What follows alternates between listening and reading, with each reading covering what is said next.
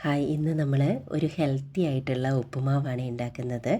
അതിനായിട്ട് ബട്ടർ നമ്മൾ ഇട്ടിട്ടുണ്ട്, വെളിച്ചെണ്ണ ഒഴിക്കുന്നില്ല കേട്ടോ. ബട്ടർ മെൽറ്റായിട്ട് വരുമ്പം നമ്മൾ ക്യാഷ്യൂ ഇട്ട് കൊടുക്കുന്നുണ്ട്. ക്യാഷ്യൂ നല്ല ഒന്ന് ഫ്രൈ ആയിട്ട് വരണം. ഇന്നത്തെ ഉപ്പുമാവ് ചോളത്തിൻ്റെ റവ കൊണ്ടുള്ള ഉപ്പുമാവാണ് കേട്ടോ.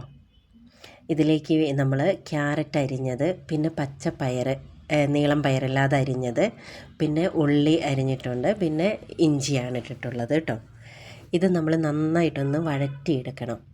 പെട്ടെന്ന് വഴന്ന് വരാൻ വേണ്ടിയിട്ട് നമ്മളിതിലേക്ക് കുറച്ച് ഉപ്പിട്ട് കൊടുക്കുന്നുണ്ട്. ഇനി ഇത് നന്നായി മിക്സ് ചെയ്ത് വഴന്ന് വരട്ടെ കേട്ടോ.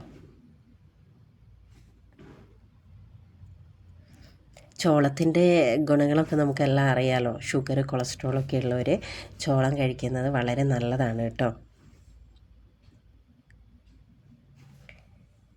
ഇതിപ്പോൾ നന്നായി വഴന്ന് വന്നിട്ടുണ്ട്. ഇനി ഇതിലേക്ക് നമ്മൾ വെള്ളം ഒഴിച്ചു കൊടുക്കണം.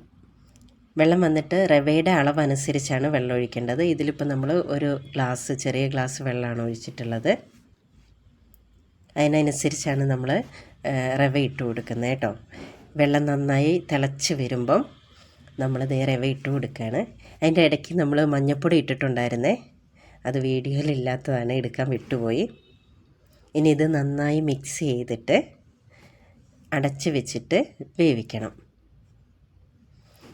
നന്നായിട്ടൊന്ന് മിക്സ് ചെയ്തിട്ടുണ്ട്, ഇനി വേവട്ടെ. ഇതേ നമ്മുടെ ഉപ്പുമാവ് അങ്ങനെ റെഡി ആയിട്ടുണ്ട്. നമ്മളതിനെ വെന്തതിന് ശേഷം നല്ല മിക്സ് ചെയ്ത് കഴിക്കാൻ വേണ്ടി പാത്രത്തിലേക്ക് മാറ്റിയിട്ടുണ്ട്.